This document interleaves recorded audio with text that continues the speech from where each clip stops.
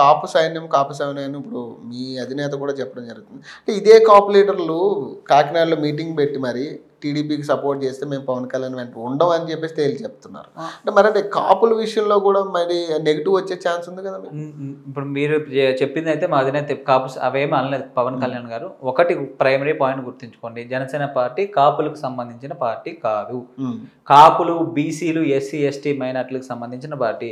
ఈరోజు ఆంధ్రప్రదేశ్లో కానీ తెలంగాణలో కూడా మా కార్యవర్గం మీకు లిస్ట్ ఇస్తా, దాంట్లో కాపులు ఎంతమంది ఉన్నారు, అదేవిధంగా బీసీ, ఎస్సీ, ఎస్టీలు ఎంతమంది ఉన్నారు చూడండి. ఇది it's a platform for BC, ST, SC కాపులు అని చెప్తున్నాం.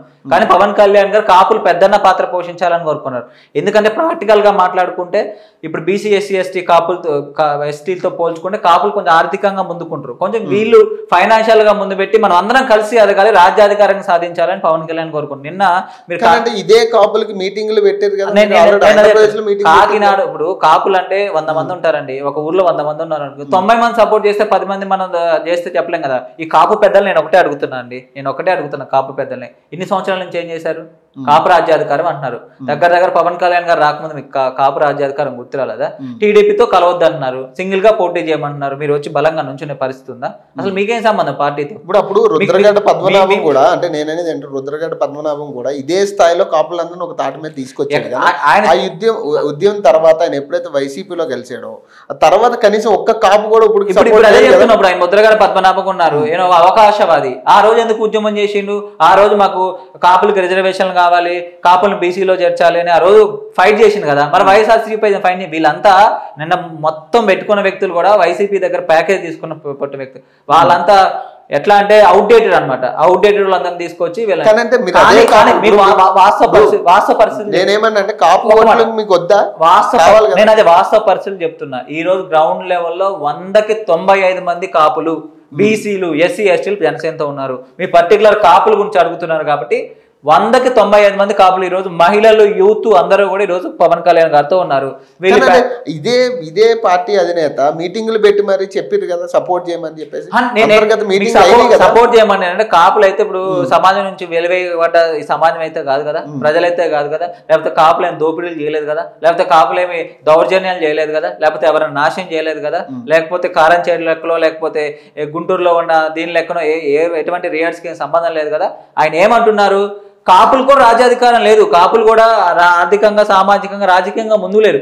కాపులు, బీసీ, ఎస్సీ, ఎస్టీలు కలిసి, మైనార్టీలు కలిసి రాజ్యాధికారం పంచుకుందామని పవన్ కళ్యాణ్ గారు చెప్పారు. దానికి కాపులు కొంచెం ఆర్థికంగా బలంగా ఉన్నారు, కొంచెం సామాజికంగా బలంగా ఉన్నారు కాబట్టి వీళ్ళందరినీ కలుపుకొని మీరు ఒక పెద్దన్న పాత్ర పోషించి మనం అందరం రాజ్యాధికారం తీసుకుందాం అని చెప్పారు. దాంట్లో తప్పే ఉందండి. ఇప్పుడు అదే కాపులు మరి ఒక తాటి మీద అందరూ ఇందాక నిన్న నేను ఎక్కడో చదివిన రంగా గారిని చంపిన టీడీపీ పార్టీతో పవన్ కళ్యాణ్ ఎంత పోటీ పెట్టుకుంటాడు? రంగా గారి కొడుకు రాధా గారు ఏ పార్టీలో ఉండండి? రంగా గారి కొడుకు రాధా గారు ఏ పార్టీలో ఉండవు? టీడీపీ పార్టీలో ఉండవు. మీరు ఎప్పుడో 30 సంవత్సరాలు జరిగిన ఒక ఇన్సిడెంట్ పెట్టుకుని ఈ రోజు కాపు యువత నాశనం చేస్తున్నారు. మీకు అర్థమైంది? కాపు యువత రాజకీయాలు మీ ఎమోషన్స్ కోసం, మీ ఈగోల కోసం కాపు యువత నాశనం చేస్తున్నారు. కాపు యువత రాజకీయంగా, ఆర్థికంగా, సామాజికంగా ఎదగటం ముఖ్యమా? రంగా గారు ఇప్పుడు అవన్నీ వాస్తవ పరిస్థితులు ఎవరు తెలియదండి. ఆ రోజు రంగా గారిని ఎవరు చంపారు, ఎట్లా చంపారు తెలియదు. సరే వాళ్ళు చంపారని చెప్తారు. దాన్ని అడ్డు పెట్టుకుని 30-35 సంవత్సరాల నుంచి కాపు యువతని సర్వనాశనం చేశారండి. నేను ఈ కాపు పెద్దలు కూడా చెప్తున్నా, ఈ రోజు మీకు రాజకీయంగా, ఆర్థికంగా, సామాజికంగా కాపులు ఎదగటం మీకు ఇష్టం లేదని అడుగుతున్నా. ఆ రోజు ప్రజారాజ్యం లేకపోతే ఎవరండి? వెల్లంపల్లి శ్రీనివాస్ ఎవరండి? ఒక వైశ్య సమాజ వర్గానికి సంబంధించిన వ్యక్తి. ఈ యొక్క కురసాల కన్నబాబు ఎవరండి? వీళ్ళంతా ఉన్నారు. రేపు పొద్దున యాదవ సమాజం సంబంధించిన ప్రకాష్ నుంచి ఒక ఈ రోజు ప్రజారాజ్యం కానీ, జనసేన కానీ లేకపోతే కాపులకి సీట్లు ఎక్కడి నుంచి వచ్చినాయండి? ఈ రోజు 5 మినిస్టర్ పదవులు వైఎస్ఆర్సీపీ ఇస్తుంది, 5 మినిస్టర్ పదవులు టీడీపీ ఇస్తుంది. ఏ రోజున ఉమ్మడి ఆంధ్రప్రదేశ్ లో ఇచ్చారని కనుక్కోండి. ఈ రోజు ప్రజారాజ్యం ఉండబట్టి, ప్రజారాజ్యం వచ్చి కాపులందరూ సంఘటితం అయ్యారు కాబట్టి కాపులకి రాజకీయంగా ప్రాధాన్యత పెరిగింది. ఈ రోజు జనసేన వచ్చి కాపులందరూ రాజకీయంగా ముందుకు వచ్చారు, రాజకీయంగా చైతన్యవంతులు అయ్యారు కాబట్టి ఈ రోజు ప్రాధాన్యత వచ్చింది. ఈ కాపు పెద్దలు అడుగుతున్నా, వితౌట్ పవన్ కళ్యాణ్ లేకపోతే మీకు కుక్క కూడా దగ్గరని చెప్తున్నా. ఈ రోజు ఈ రాజకీయాల్లో పవన్ కళ్యాణ్ గారు లేకపోతే మీ మీటింగ్ మీటింగ్ పెట్టుకున్నారు కదా, ఒకవేళ పవన్ కళ్యాణ్ అనే వ్యక్తి రాజకీయాలు లేకపోతే మీటింగ్ పెట్టుకోవడానికి మీ హాల్ కూడా ఎవడవు. మీరే అంటున్నారు ఇప్పుడు ఓటింగ్, ఇప్పుడు కాపు ఓటింగ్ చాలా కీలకం అక్కడ. ఇప్పుడు ఆంధ్రాలో కాపు ఓటింగ్ చాలా కీలకం. మరి మీరు ఇట్లా మాట్లాడుతూ నేను కాపులు ఏమనలేదు కదా, నేను కాపులు ఏమన్నా కాపు సామాజిక వర్గం చాలా బలంగా జనసేనతో నుంచుంటుంది. పవన్ కళ్యాణ్ లేనప్పుడు కూడా కాపు ఓటింగ్ పవన్ కళ్యాణ్ గారు వెంట కాపు సామాజిక వర్గం బలంగా నుంచుంటుంది. నేను ఇవన్నీ క్వశ్చన్లు అడిగింది కాపు కుల పెద్దలను అడుగుతున్నా. ఈ కాపు కుల పెద్దలకు సిగ్గుందని అడుగుతున్నా. మాలాంటి యువతతో ఎందుకు ఆడుకున్నాను అనుకుంటున్నా. మేము రాజకీయంగా ఆర్థికంగా సామాజికంగా ఎదగటం వీళ్ళకి ఇష్టం లేదని అడుగుతున్నా. వీళ్ళు మొత్తం ముసలోళ్ళు మొక్కలు కలిసి మా జీవితాన్ని నాశనం చేస్తారని అడుగుతున్నాను నేను ఈ రోజు. వాళ్ళకేం సంబంధం అండి అసలు? వాళ్ళెవరండి కాపులందరికి సంబంధించి నిర్ణయం తీసుకోవడానికి? ఈ రోజు చూడండి ఎంపీటీసీలు జడ్పీటీసీలు కాపులు అయ్యారు, బీసీ ఎస్టీలతో కలిపి జనసేనలో అయ్యారు. వేరే పార్టీలో చూపిమానండి. ఈ రోజు వైఎస్ఆర్సీపీ 5 మినిస్టర్ పదవులు ఇచ్చిందండి. ఎందుకు ఇచ్చింది? ఉమ్మడి ఆంధ్రప్రదేశ్ లో ఎప్పుడు ఇచ్చింది? కానీ ఇదే టీడీపీలో మీరు పొత్తులో వెళ్తే కాపులకు ప్రాధాన్యత ఉంటుందా? 100. ఇప్పుడు మా పార్టీ మాదండి, టీడీపీ పార్టీ టీడీపీ. ఎవరు ఓట్ షేరింగ్ వాళ్ళకు ఉంటుంది, ఎవరు పవర్ షేరింగ్ వాళ్ళకు ఉంటుంది, ఎవరు ఎమ్మెల్యేలు వాళ్ళకు ఉంటుంది. ఎందుకుండో చెప్పండి. ఈ రోజు 100 సీట్లని 100 బీసీలకు ఇచ్చారండి ప్రజారాజ్యం పార్టీలో. ఏ పార్టీ ఇచ్చి చెప్పండి? రేపొద్దున జనసేన పొత్తులో షేరింగ్ లో ఎన్ని సీట్లు తీసుకుంటే ఆ సీట్లలో కాపు బీసీ ఎస్టీ కాపుకి ఏం న్యాయం చేస్తారు? కాపు బీసీ ఎస్టీలకి ఎక్కువ సీట్లు ఉండబోతున్నాయి రేపొద్దున తీసుకునే వాటిలో. ఎందుకు కాపు న్యాయం చేయాలనుకుంటున్నారు మీరు? నేను గ్రౌండ్ లెవెల్లో జనసేన పార్టీ లేకపోతే కాపులకు కానీ ముఖ్యంగా కాపులకి బీసీ ఎస్టీలకి ఎక్కడుందండి రాజకీయ ప్లాట్ఫామ్? ఎవరిని పట్టించుకుంటారండి వీళ్ళని? నేను కూడా ఒక కాపు యువకునే. నేను చెప్తున్నా ఈ రోజు నా కులం కూడా చెప్తున్నా, నేను ఒక కాపు యువతున్నాయి. వీళ్ళెవరని మమ్మల్ని డిసైడ్ చేయడానికి? ఈ రోజు నేను రాజకీయంగా వచ్చి స్టూడియోలో కూర్చుకుంటే ఎవరు కారణం? పవన్ కళ్యాణ్ గారు కారణం అండి. పవన్ కళ్యాణ్ గారు లేకపోతే మీరు నన్ను కూర్చోబెడతారు ఇక్కడ తీసుకొచ్చి. ఎవరిచ్చారండి నాకు రాజకీయ అవకాశం? ఈ వైఎస్ఆర్సీపీ ఇస్తారు నాకు రాజకీయ అవకాశం? మీకు సోహన్ పార్టీలు ఏమైనా ఇస్తారు రాజకీయ అవకాశం? ఈ ఒక కాపీ యువడికి నేను రాజకీయంగా ఎదగాలి, ఒక ప్రజాప్రతినిధి అవ్వాలి, సొసైటీ సర్వ్ చేయాలని ఆలోచన ఉంది. ఒక కాపీ యువకుని మీ వల్ల అవుతుందా? 10 ఓట్లని మీ వల్ల పడుతుందా? పవన్ కళ్యాణ్ గారు వస్తే పడతాయి ఓట్లు నాకు. మీరేంది మాకు చెప్పేది? మీరు అన్ని మూసుకుని ఏ ప్యాకేజ్ తీసుకున్నా ఆ ప్యాకేజ్ వెళ్ళిపోండి. మరి ఎందుకంటే ఓట్లు పడతాయని మీరే అంటున్నారు కదా, ఇప్పుడు వచ్చి ఎందుకు ఒక సీట్ మాత్రమే పరిచయం చేసుకున్నారు? మీరు ఓట్ల రాజకీయాన్ని డిఫరెంట్ గా చూడాల్సిన సందర్భం. 22 లక్షల ఓట్లు పడ్డాయి. మరి అది చెప్పండి. ఒక వ్యక్తిని చూసి జనసేన పార్టీకి బలం ఏంటిది? పవన్ కళ్యాణ్ గారు అనే వ్యక్తి. పవన్ కళ్యాణ్ గారు అనే వ్యక్తిని చూసి 22 లక్షల ఓట్లు పడ్డాయి. ఏ డబ్బు ప్రలోభాలు మద్యం లేకుండా ఈ రోజు ఎలక్షన్ జరుగుతున్నాయండి?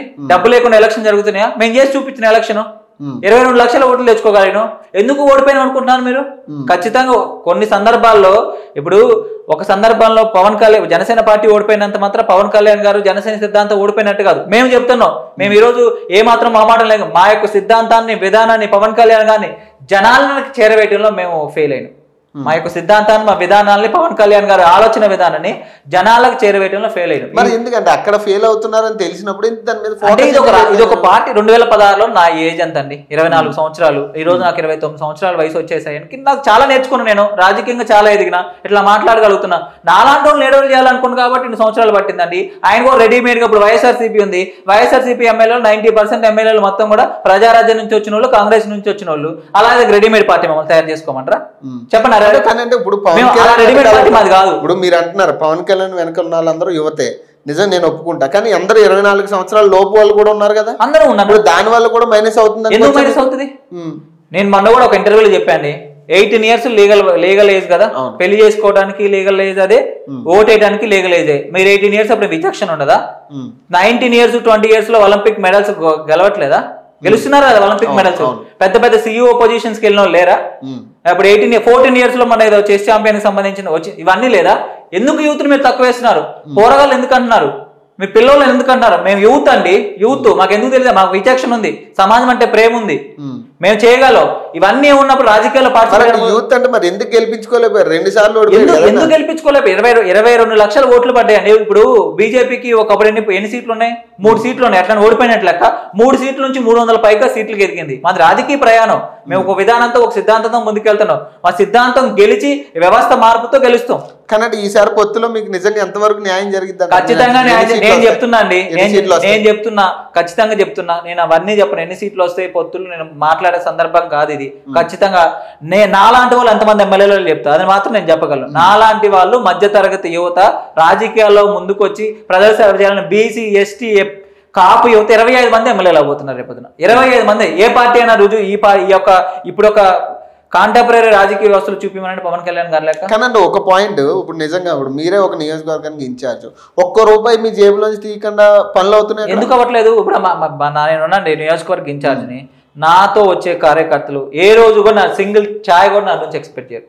రాజకీయ విధానం, రాజకీయ సిద్ధాంతం. పవన్ కళ్యాణ్ గారు సీఎం అయితే ఈ 2 రాష్ట్రాల్లో జనసేన పార్టీ రేపొద్దున ముందుకెళ్తే ప్రజలకు మంచి జరుగుతున్న ఒక ఆలోచన విధానంతో మా జనసేన కార్యకర్తలు ఉన్నట్టు ఎవరో ఉండరు. మీరు అన్నట్లు కోట్లు కావాలి. ఎట్లా కోట్లు కావాలి? వచ్చినోడికి పెట్రోల్ పోపియాలి, వచ్చినోడికి ఛాయ్ ఇప్పియాలి, ఫుడ్ పెట్టియాలి, అన్ని విధాలుగా వాడికి 10,000 20,000 ప్యాకేజ్ ఇవ్వాలి. ఇవన్నీ మా రాజకీయ కార్యకర్తలు, వేరే రాజకీయ కార్యకర్తలు మేము వేరు. మీకు తెలుసు ఆ విషయం. ఈ రోజు నేను ఖమ్మం జిల్లాలో చెప్తున్నా, మీ ఖమ్మం జిల్లాలో ఏ బ్లడ్ బ్యాంక్ అయినా వెళ్దాం, ఎక్కువ బ్లడ్ డొనేట్ చేసిన కార్యకర్తలు ఏ పార్టీకి సంబంధించిన మా జనసేన కార్యకర్తలు చూపిస్తారు. మాకు సమాజం అంటే ప్రేమ ఉందండి. మేము ఆశించి రావట్లేదు. ఖచ్చితంగా సమాజానికి సేవ చేయాలని వస్తున్నాం. డబ్బులతోనే ప్రతిదీ అవుతుందని మీరు అనుకోవద్దు. జనాలు తప్పు కాదు, డబ్బులు ఇస్తేనే ఓట్లు వేస్తారు అనొద్దు. అందరూ దొంగలు కాబట్టి ఏదో ఒక దొంగకి నిజంగా జనసేన అధికారంలోకి వస్తే ఇదే కంటిన్యూ అవుతుంది, 100% కంటిన్యూ అవుతుంది. ఇప్పుడు ఏదైతే చెప్తున్నారో మీరు, అంటే గత ముందు ప్రభుత్వాలు కూడా అధికారంలోకి రాక మీరు ఒకటే చెప్పండి అండి, మేము 2019 ఎలక్షన్ లో ఓటుకి నోట్లు పంచినవా? మీరే అన్నారు మాలాంటి వాళ్ళు ఎమ్మెల్యే క్యాండిడేట్లు. అసలు మా దగ్గర డబ్బు ఉంటాయి మేము పంచనీకి.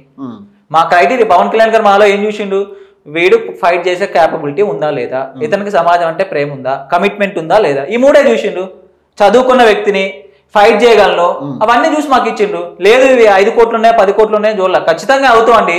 ఈ రోజు మీకు మా జిల్లాలోనే చెప్తా, తుమ్మల నాగేశ్వరరావు గారు రాజకీయాల్లోకి వచ్చినప్పుడు ఆయన 5 ఎకరాల రైతు. నాలాంటి 29 సంవత్సరాల వయసులో ఆయన ఎమ్మెల్యే అయిండు. సండ్ర వెంకటవీరయ్య గారు, పువ్వాడ అజయ్ గారు తండ్రి పువ్వాడ నాగేశ్వరరావు గారు, తమ్మినేని వీరభద్రం గారు, ఇప్పుడు మా యొక్క జిల్లా రాజకీయాలను శాసిస్తున్నారు మీరు చెప్పేవాళ్ళందరూ ఏ వయసులో రాజకీయాల్లోకి వచ్చారు, ఎంత ఆర్థిక స్థితితో రాజకీయాల్లోకి వచ్చారు మీరు చెప్పండి. ఇదే కేసీఆర్ గారి గురించి చెప్పండి, ఇదే పట్నం మహేందర్ రెడ్డి గారి గురించి చెప్పండి, ఇదే పోచారం శ్రీనివాస్ రెడ్డి గారి గురించి చెప్పండి, తలసాని శ్రీనివాస్ యాదవ్ గారి గురించి చెప్పండి. వీళ్ళందరూ ఏ వయసులో ఎమ్మెల్యే అయ్యారు, వాళ్ళకి ఎన్ని కోట్లు ఉంటే ఎమ్మెల్యే అయ్యారు? ఆ రాజకీయ రాజు ఇప్పుడు ఎందుకు రాకూడదని అంటున్నా. అంటే ఇప్పుడు డబ్బు రాజకీయం అయిపోయిందని మీరే అంటున్నారు కదా, మరి ఇప్పుడు డబ్బు రాజకీయం ప్రజల వల్ల అవ్వలేదు. ఈ యొక్క రాజకీయాల వల్లనే, ఈ రాజకీయ నాయకుల వల్లనే, ఈ దుర్మార్గమైన రాజకీయ వ్యవస్థ వల్లనే అందరూ నలుగురు దొంగలే ఉన్నారండి. ప్రజలు ఏం చేస్తారు?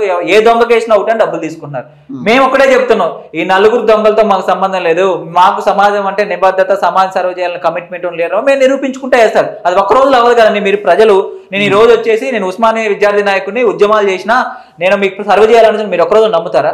నమ్మరు. నన్ను చూస్తారు 2 సంవత్సరాలు, వీడు ఎట్లా వెళ్తుండో, వీడి విధానం ఏంటి, వీడి నిజంగా నుంచుంటుండా, లేకపోతే అందరిలాగా వీడి దొంగ 3 సంవత్సరాలు పెట్టవచ్చు, 5 సంవత్సరాలు పెట్టవచ్చు. అంటే ప్రజలు వెళ్ళగానే నీలాంటి వాళ్ళు రోజుకి ఒకళ్ళు వస్తారు, నాలాంటి వాళ్ళు 100 మంది వస్తారు రోజుకి. అమ్మ నాకు ఓటేయండి అమ్మ, నేను మంచి ఉన్నాడు నేను చెప్తే సరిపోతుందా? అదే మీకు చెప్పేది మార్పు. అదే ఆ మార్పు ఇప్పుడు వచ్చింది. మీరు 22 లక్షల ఓట్లు, ఈ రోజు ఎన్ని ఓట్లు అయిపోతున్నాయి రేపు పొద్దున చూడండి. కానీ ఆ ప్రజాదరణ మీరు గ్రాప్ చేయలేకపోతున్నారు. చేసినాం. ఇప్పుడు ఎలక్షన్ వచ్చిందని చెప్తామండి. ఇప్పుడు మీరు 5 సంవత్సరాల స్టార్ట్స్ చెప్తున్నారు, 5 years బ్యాక్ ఎలక్షన్ వచ్చిన తర్వాత రేపు పొద్దున ఇదే గ్రామ స్థాయిలో మీకు 1000 పైకి సర్పంచ్లు గెలిచినాం అండి. మా జెండా లేని ఊరు లేదు, మా మనిషి లేని ఇల్లు లేదు. ఈ రోజు ఖచ్చితంగా చెప్తున్నా, ప్రతి ఇంట్లో ఒక ఓటైనా పడుతుంది ఆంధ్రప్రదేశ్ లో. అది వైఎస్ఆర్సీపీ కూడా అవనే ఖచ్చితంగా ప్రతి ఇంట్లో ఒక ఓటు కూడా పడుతుంది మా ఇంట్లో. Thank you.